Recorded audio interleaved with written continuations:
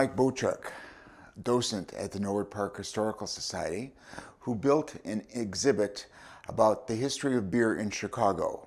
Mike, what prompted you to do this? Well, what happens, we're kind of a shoestring operation, so we rely on the largesse of our people that come to the museum, and some gentleman donated nearly 500 beer cans that he thought we might want to sell at our yard sale, which usually occurs second week in June. We got to thinking, why don't we use this collection as an exhibit and sell the beer cans after the exhibit closes? And so we did a database of all the beer cans and described them and who made them, and they're all numbered and people could bid on them if they chose to. Every year we kind of reinvent ourselves with our main exhibit, because about this time of the year we take everything down and they do their craft show, which is the first week in December. And so all the exhibits go bye-bye and get packed up. Some of them are permanent exhibits, so we have those every year, the same thing, but we're always looking for new stuff to exhibit. There's a perfect exhibit. I mean, I'm probably not the best person to choose because I hate beer. Can't stand it. I never liked it when I was in school. All the college kids would get blitzed, and I'd be sitting there. I must be missing something. But beer is a real interesting story. And I like doing these exhibits. I'm not the only one that's involved with this, of course, but I like helping to set up these exhibits, and I like doing research on the subject. And beer has some real interesting facts. The Mesopotamians, the Sumerians, Babylonians, people like that, they had the clay tablets with no less than 15 different beer recipes. And how did they get involved with beer? Well, this is a question. I mean, nobody, this was prehistoric, so there wasn't a lot of records kept on it, but one anthropologist in the University of Pennsylvania in the 80s came up with a theory that beer is what caused people to give up hunter-gathering type establishments and move into cities, because they had a mess of fermented grain that took on this very pleasing taste, high protein, and they're saying, man, this is good stuff. So why don't we just give up this hunting and gathering and form a big group where we can raise a lot of grain? Oh yeah, we could probably eat it too. We could use the grain for bread and stuff like that. But some people thought that the liquid use of fermented grain superseded the invention of using it for things like bread and stuff like that. And so the Babylonians told the Greeks told the Romans, and as the Romans headed north, there were little detours. The Celts, for example, added a corn and honey concoction, which they called mead. Great Britain, of course, they served the Romans when they got up to that neck of the woods. The people like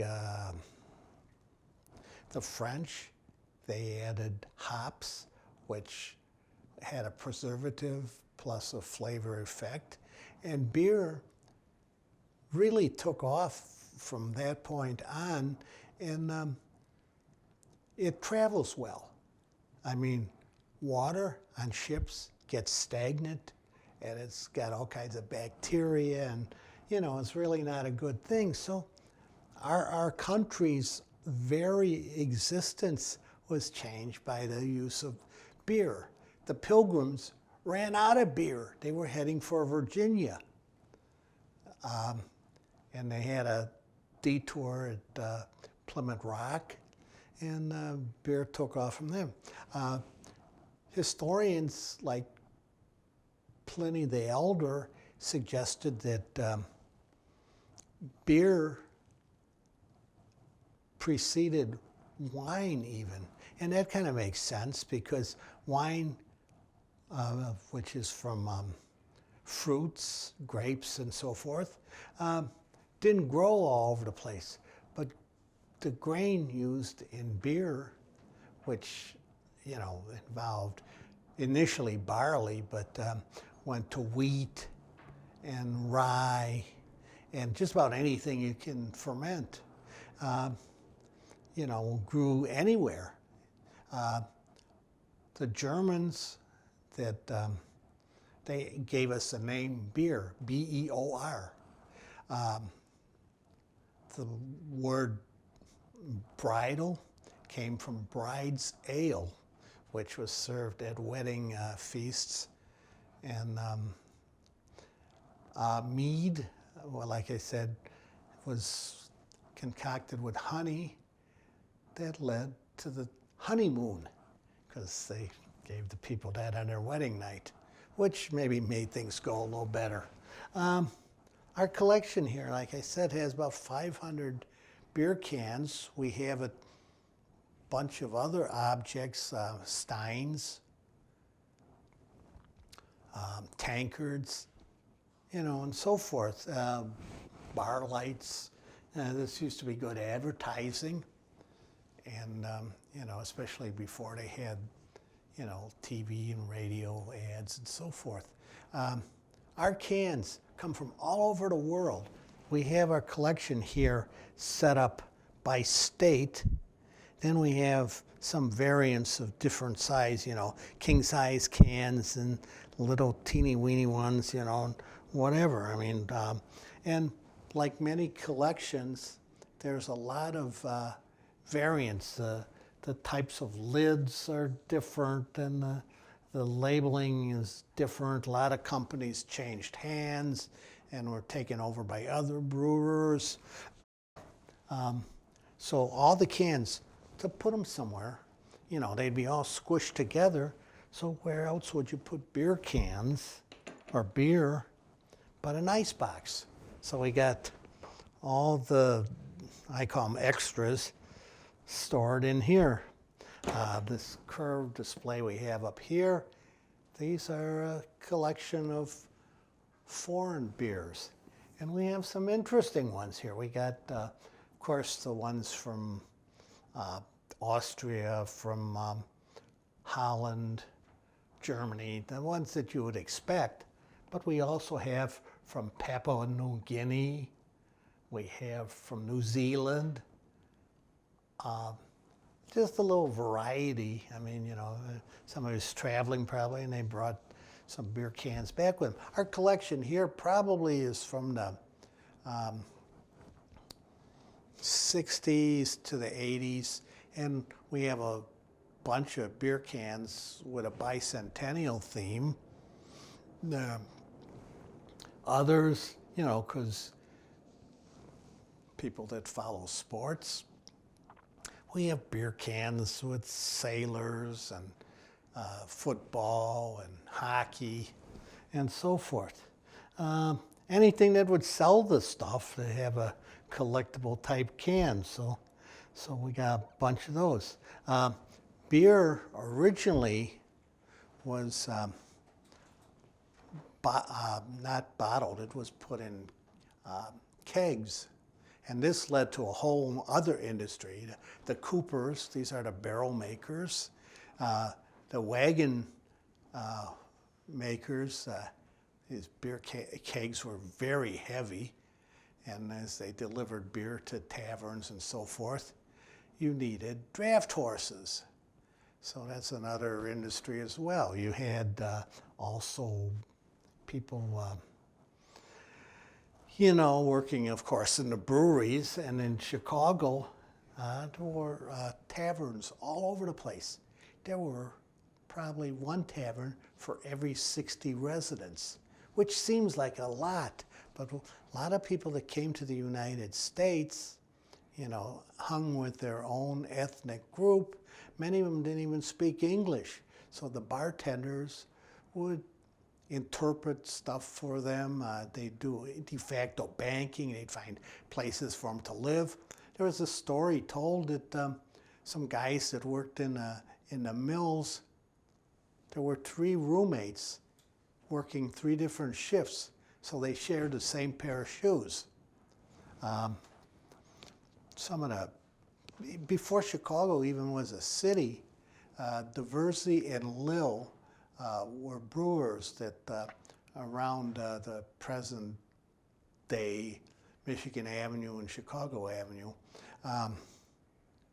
Michael Diversey is a German guy, and he liked to help his countrymen whenever he could. So when the German population was growing from the central city locations, they would come up. They wanted to move to what is now Old Town. And they were going to build a church up there called St. Alphonsus, after their patron saint. That is, until Michael Diversey kicked in the money for the land and the buildings. Then this became St. Michael's Church. Is this a coincidence? I don't think so. I think this is the first history of naming rights. Another person from the Chicago area named Adolf Coors was a foreman of a brewery in Naperville, and he moved out to Colorado and in the Coors Brewery. Now, Coors was, like I said before, most of the beer was sold in bulk, and people would go to the taverns to consume the beer. And this became a problem in 1855 with the lager beer riots. The reformers thought that saloons should close on Sunday. Well, the average working man would only have Sunday as a free day, so because he had to work 6 days a week. Whereas these reformers, the upper class people, they had the weekends free, so it didn't matter to them. Well, it so happened about 500 Germans, Italians, Scandinavians, mainly from the north side, decided to march on City Hall. Well, they brought their guns, as did the people that opposed them. One of the deputies lost his arm in a shotgun blast. Well, the guy that shot him was killed, and a few other people were injured. But they said, well, maybe it's not such a good idea to close the saloons on Sundays. Now, saloons, as I said, were kind of a meeting place where people could get together. Many of them were run by politicians, which was a win-win situation because they'd find their clients jobs and places to live and so forth. And these people in turn would vote them into office. Now, a lot of times you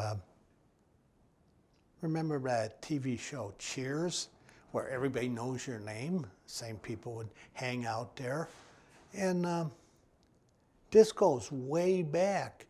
And there's a lot of logic with this.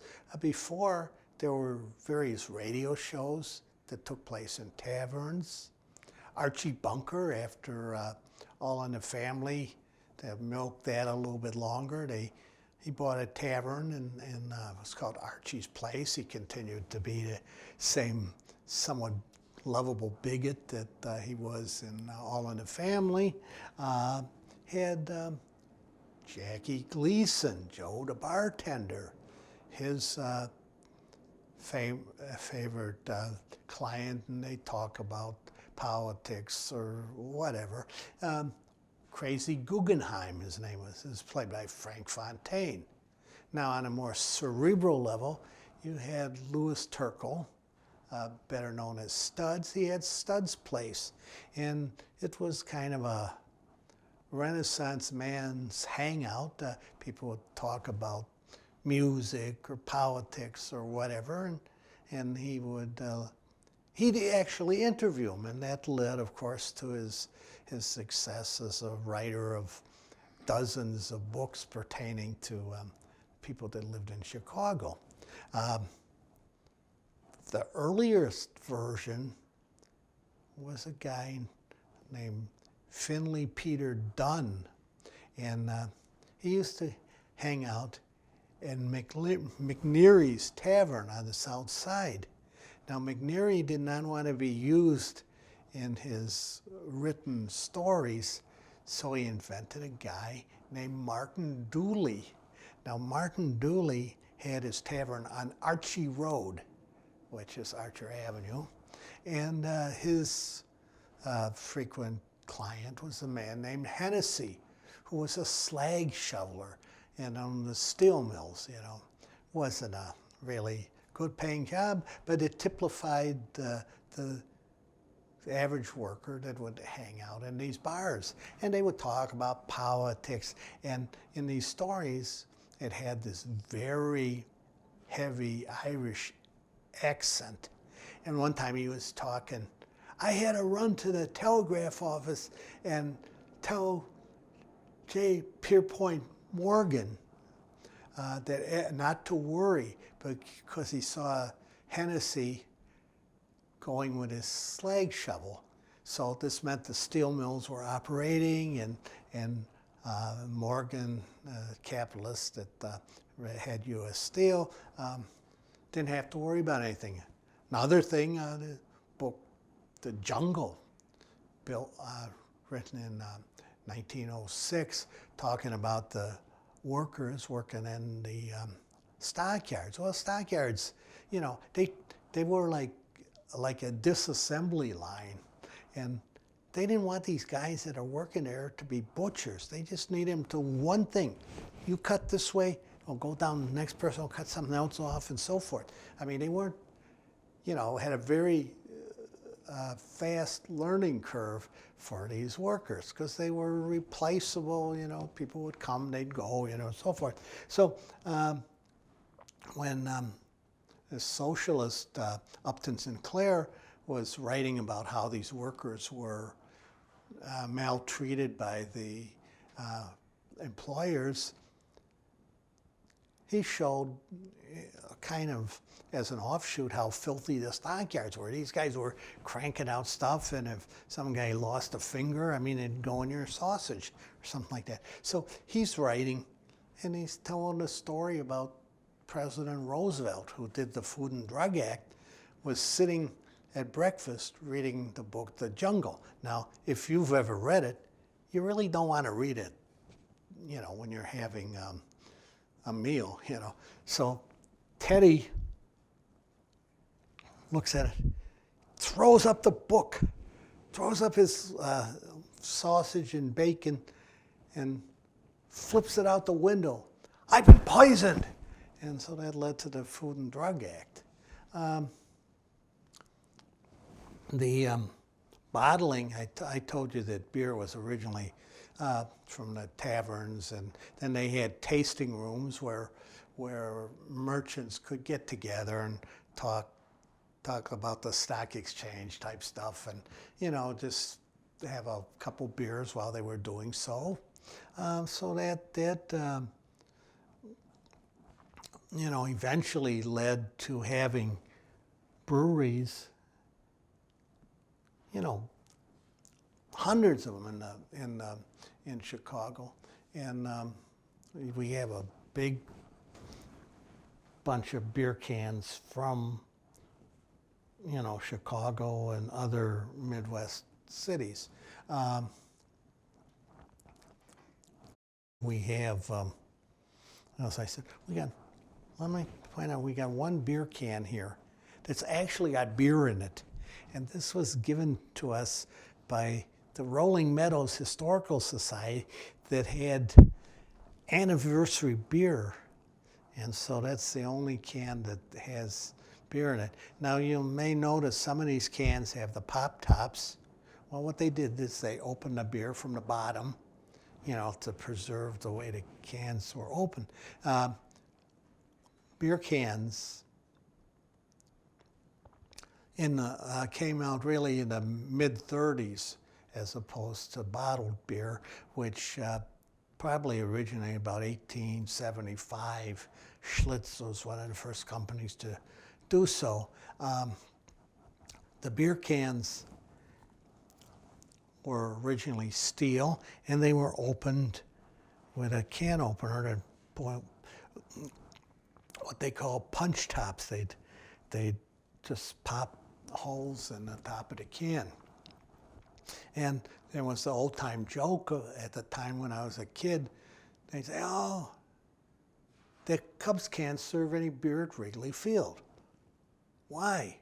They lost the opener.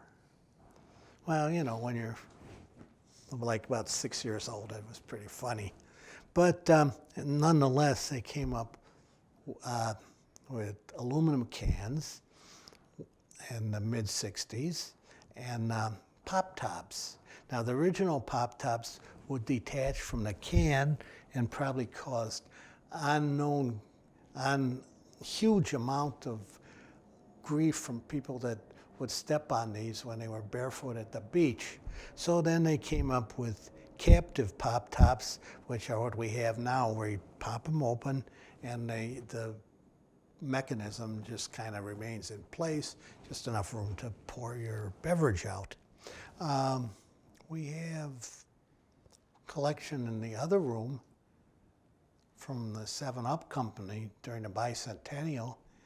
They had all 50 states printed on their cans, and when you turn the cans around, they had kind of a pixelated picture of Uncle Sam. So that's good marketing, as are many of these things. Other beers that we have. What's over in this case, Mike? This one? Yeah. These are by different states. And we have Illinois over here. And it's funny because a lot of beer by one manufacturer could be brewed in various locations throughout the country. And if you read the fine print along the bottom, it'll give the name of the different companies and where this beer was brewed. So you have to look at some of them. You really got to look at twice, like Milwaukee brand beer. Think that'd be from Wisconsin, right? No, it's from Newark, New Jersey. Then, of course, many of the beer companies would merge or they go out of business. One of the biggest ones from 1891 was Peter Hand Brewery, which was from Chicago. And they eventually went out of business when they sold out to Miller's in 1978, I believe. Mike, this is really fascinating. What's next? Is this your second or third exhibit for the Historical Society? Oh, I've done a mess of them because being descended from Bohemians who never throw anything away, I had all kinds of stuff from the 1933 fair. I used to work for the Railroad Retirement Board and have all kinds of railroad memorabilia, little tokens and cap badges and stuff like that. So that was an exhibit here? We had an exhibit here. So what's One next? year we had Girl Scouts. Oh yeah, I remember 100th anniversary of Girl Scouts. Now, one of the ladies that was involved with this had all her 1930s Girl Scout lunch boxes. And I mean, anything that you could put a label on, they had, And we had Girl Scout uniforms from various years, and the little kids could try them on. So these are really kind of homey kind of exhibits. We've got pictures of that. So what's next? Next year, I used to like models when I was a kid. I made them incessantly. And, after a while, they got pitched out. I had some aircraft models I gave to the Glenview Naval Air Station, little shoestring museum they have. And they seem to like them. I mean, I ran into a guy here that was telling me how neat they were. I said, yeah, I know, I made them. And so I'm going to have an exhibit, maybe about nearly 100 model automobiles. Wow. So In this room? It's going to be in this room? it's going to be in one of these rooms. We have 3 other rooms here with items. The room that's directly behind you has our Uncle Sam cans, and we have all kinds of stuff that was found in a metal detecting search, all kinds of coins and pieces of barbed wire, and I mean, it's kind of neat stuff. I mean, the kids really think that's cool. Well, Mike, we're going to wrap it up here. Really thank you for showing us this exhibit, and you're a docent at the museum. Yes, I am. What weekend do you do? Third Saturday. We're open from noon to 4 on Saturdays to the public. It's free. I mean, we will take donations, of course. We will also have, throughout the year, various activities. We have a high tea. The ladies dress up.